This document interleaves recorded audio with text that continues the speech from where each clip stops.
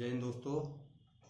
हम लोग पिछले 3 क्लास से नेशनल इंटीग्रेशन राष्ट्रीय एकीकरण के बारे में बराबर पढ़ रहे हैं।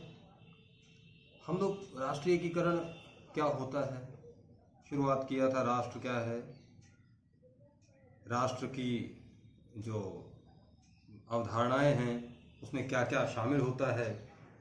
इसके बाद आप लोगों ने पढ़ा राष्ट्रीय एकीकरण क्या है, राष्ट्रीय एकीकरण की समस्याएं क्या हैं। इन सारे टॉपिक को पढ़ने के बाद एक बात है वो ये है कि आखिर ये नेशनल इंटीग्रेशन या राष्ट्रीय एकीकरण की आवश्यकता क्या है, इसका महत्व क्या है,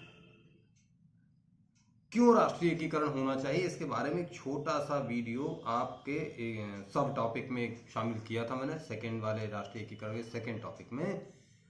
आज हम लोग पूरा क्लास राष्ट्रीय एकीकरण के महत्व के बारे में लेंगे। राष्ट्रीय एकीकरण एक ऐसी संकल्पना है जिसमें किसी देश के नागरिकों में जाति, धर्म, संप्रदाय, भेदभाव आदि को मिटा करके एक होने की भावना को जागृत किया जाता है। अब ये जो एक होने की भावना है, इसकी आवश्यकता क्या है। किसी देश में एक होने वाली भावना जागृत करने की क्या जरूरत है। आखिर हम सब लोग एक भूभाग में रह रहे हैं, एक समाज में रह रहे हैं, तब भी क्या ऐसी कोई आवश्यकता है। तो इसका उत्तर है कि हाँ, आवश्यकता है। आवश्यकता तो एक घर में रहने वाले लोगों को भी एक हो करके रखने की होती है। तो ये तो फिर एक राष्ट्र है, एक देश है। तो राष्ट्रीय एकीकरण की आवश्यकता अवश्य है। क्यों है, इसका महत्व क्या है, इसके लिए जरूर हम आपको 10 से 11 पॉइंट बताएंगे कि इसकी क्यों आवश्यकता है। सबसे पहला पॉइंट है शांति एवं सद्भाव बनाए रखने के लिए। देखिए, राष्ट्रीय एकीकरण अगर है, सब लोग एक होकर रह रहे हैं, तो सब लोग प्रेम से रहेंगे, सद्भाव से रहेंगे और राष्ट्र में शांति बनी रहेगी। अगर सब लोग प्रेम और सद्भाव या एक होकर नहीं रहते हैं, तो ये जो प्रेम और सद्भाव है, जो शांति है, ये भंग होती है। और चाहे आतंकवाद देखें या उग्रवाद देखें, ये इसके ही उदाहरण है कि कहीं ना कहीं कुछ ऐसी शक्तियां हैं जो एक नहीं होने दे रही या एक होने में समस्याएं खड़ी कर रहे हैं, या वो एक हो नहीं पा रहे साथ में। तो शांति और सद्भाव बनाए रखने के लिए एक एकीकरण की आवश्यकता होती है। नंबर 2, गरिमा और आत्मसम्मान के लिए। राष्ट्र की भी एक गरिमा होती है। राष्ट्र की गरिमा तब बनेगी जब देश में शांति, अमन, चैन और विकास हो रहा होगा।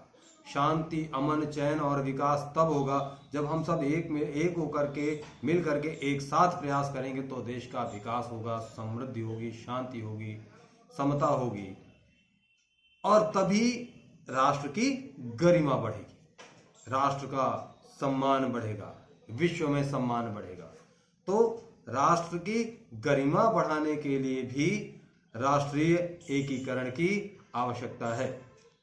राष्ट्र की उन्नति के विकास के लिए, राष्ट्र की उन्नति तब हो पाएगी जब हम सब मिलकर के एक दिशा में काम करेंगे, जब हम सब मिलकर के एक साथ राष्ट्र के हित में सोचेंगे, राष्ट्र के बारे में सोचेंगे, तब राष्ट्र की उन्नति होगी, राष्ट्र का विकास होगा। अगर हम सब आपस में झगड़ते रहेंगे तो हम कभी विकासवादी बातें कर ही नहीं पाएंगे, और विकासवादी बात नहीं कर पाएंगे तो विकास हो नहीं पाएगा। इसलिए ये आवश्यक है कि राष्ट्र को विकसित करने के लिए, उन्नत बनाने के लिए हमें राष्ट्रीय एकीकरण की आवश्यकता है। चौथा पॉइंट आ जाता है कल्याण के लिए। देखिए, राष्ट्र के सब लोग, सारे लोग एक साथ रह रहे हैं। सभी लोगों के लिए ये जरूरी है कि सबका कल्याण बढ़े, सब लोग संपन्न रहें, सब लोग सुख से रहें, उन्हें सारी आवश्यकताएं, सारी वस्तुएं जो जरूरत की हैं वो प्राप्त होती रहे। ये आवश्यकता है, ये कल्याण है। वेलफेयर है। जब तक वेलफेयर या कल्याण नहीं होगा तब तक ये जो समस्या है लोगों के विकास की, लोगों के असंतोष की, लोगों की समस्याएं, ये समाप्त नहीं हो पाएंगी जब तक वेलफेयर में इंक्रीजमेंट नहीं होगा। और कल्याण में वृद्धि तब होगी जब हम सब एक होकर रहेंगे, एक दूसरे के सुख दुख में एक साथ बैठेंगे, मिलेंगे, तभी राष्ट्रीय कल्याण में वृद्धि होगी और तभी राष्ट्र की एकीकरण से यह हो पाएगा। अगला है शांति और सुरक्षा बनाए रखने के लिए। राष्ट्रीय एकीकरण, जब हम सब एक होंगे तो राष्ट्र में शांति और सुरक्षा भी बनी रहेगी। अगर हम लोगों में आपस में मतभेद हैं, आपस में फूट है, तो दूसरा फायदा ले जाएगा, जैसा कि हमारे देश के इतिहास में रहा है। मोहम्मद गौरी हो या कोई और विदेशी आक्रांता, वो केवल तब हमारे देश में आक्रमण कर पाए, तब आ पाए जब हमारे देश के ही कुछ लोगों ने उनका समर्थन किया। समर्थन करने का मतलब ये हुआ वो हमारे साथ एक, अपने राष्ट्र के लोगों के साथ एक नहीं थे, बल्कि किसी दूसरे के प्रति वफादार होने में लग गए, इसलिए उन्होंने आक्रमण किया और वो भारत में अपना प्रभाव जमा पाए। तो राष्ट्र के सुरक्षा और शांति के लिए राष्ट्रीय एकीकरण आवश्यक है। अगला है संस्कृति और धार्मिक विकास के लिए। संस्कृति और धार्मिक विकास, जब हम सब एक होंगे तो धर्म और संस्कृति का भी विकास होगा। अन्यथा की स्थिति में हम एक दूसरे के धर्म, एक दूसरे के परंपराओं से, संस्कृतियों से लड़ते झगड़ते रहेंगे, तो धर्म और संस्कृति में वृद्धि विकास तभी होगा जब हम सब एक होंगे। अगला पॉइंट है कानून व्यवस्था बनाए रखने के लिए। अगर एकीकरण नहीं होगा तो झगड़े होंगे, लड़ाइयाँ होंगी, हम आपस में झगड़ते रहेंगे और लॉ एंड ऑर्डर बिगड़ता रहेगा, कानून व्यवस्था बिगड़ी रहेगी। तो कानून व्यवस्था को बनाए रखने के लिए, कानून व्यवस्था शांतिपूर्ण चलायमान रखने के लिए राष्ट्रीय एकीकरण बहुत आवश्यक है।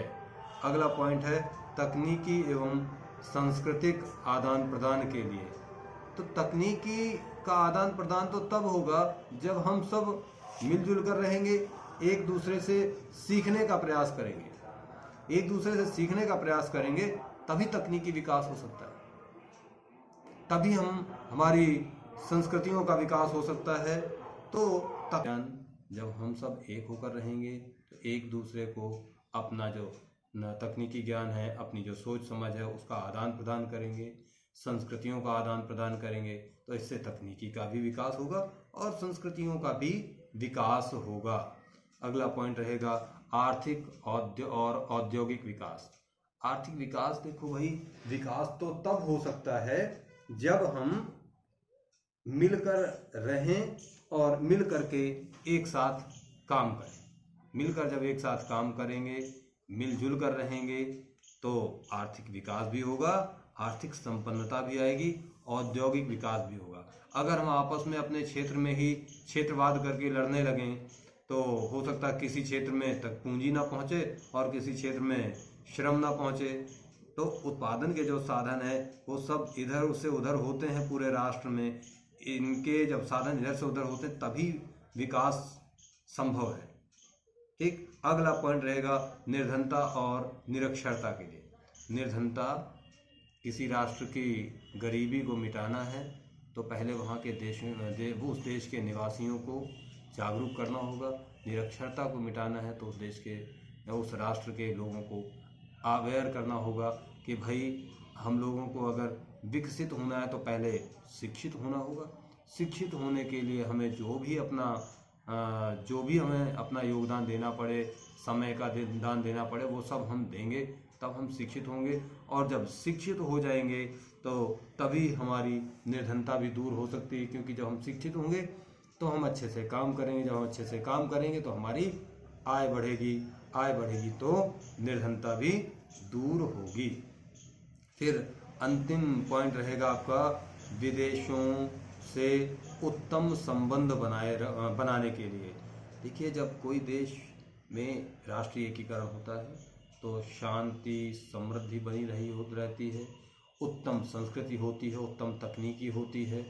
जब उत्तम तकनीकी, उत्तम संस्कृति, शांति सुरक्षा बनी रहती, तो ऐसे में विश्व के जो देश हैं वो ये देखना चाहते भाई यहाँ की, इनके यहाँ की व्यवस्था क्या है, और वो सीखना चाहते हैं। तो ऐसे में विदेशों से हमारी ओर हाथ बढ़ते हैं और वे चाहते हैं कि किसी प्रकार से इनसे मित्रता हो, मित्रवत संबंध बने, और फिर हम आगे कुछ जो सहयोग है वो इनसे लें। तो इस तरीके से फिर विदेशों में आपस में आदान प्रदान संभव हो जाता है। तो साथियों, राष्ट्रीय एकता के लिए जो आवश्यकता थी राष्ट्रीय एकता की, उसके संबंध में ये आपको पॉइंट्स बताए गए। अगले पॉइंट में फिर मिलेंगे।